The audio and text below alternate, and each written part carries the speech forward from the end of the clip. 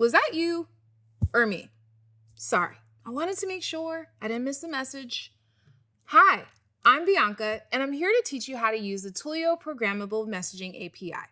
The Twilio Programmable Messaging API lets you send and receive messages across different messaging channels all around the world, and you can control it using code.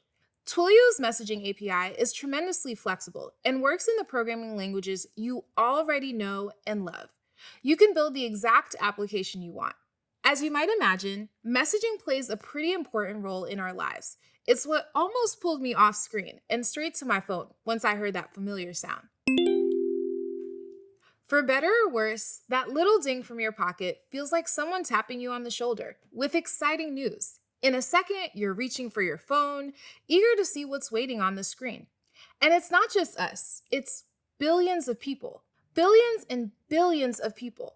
On WhatsApp alone, there are 2.95 billion active users messaging each other. There are billions of people sending messages to each other at this very moment. It's why 98% of SMS and WhatsApp messages are opened. There's an undeniable familiarity to a message and an urgency to it too. If you're at the airport about to hop on a plane to your best friend's wedding and your gate changed at the last minute, the airline is extremely unlikely to send you a fax. If you even know what a fax machine is, it's definitely not going to fit in your pocket. And by the time it's printed a message from your airline, your plane has probably taken off. Timing is everything. And when you need to get an urgent message out there, messaging is probably your best bet. In the real world, you have your phone in your pocket, not a fax machine.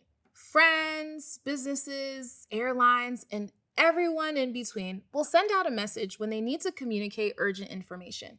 But it's not just about speed. There's something inherently personal about reaching someone directly on their phone. Whether you're scrolling through endless reels of dogs reuniting with their owners and getting a little misty-eyed, or responding to a message on the go, your phone feels like an extension of your personal space.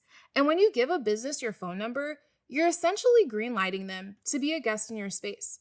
That's why when businesses want to send you messages, there are rules and regulations they must follow to build trust and ensure that this personal connection is respected.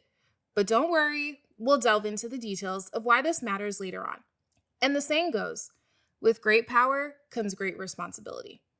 In this Liftoff series, we'll explore how to harness the power of messaging using code, Twilio's messaging API, and most importantly, how to use this power responsibly. All right, are you ready to lift off?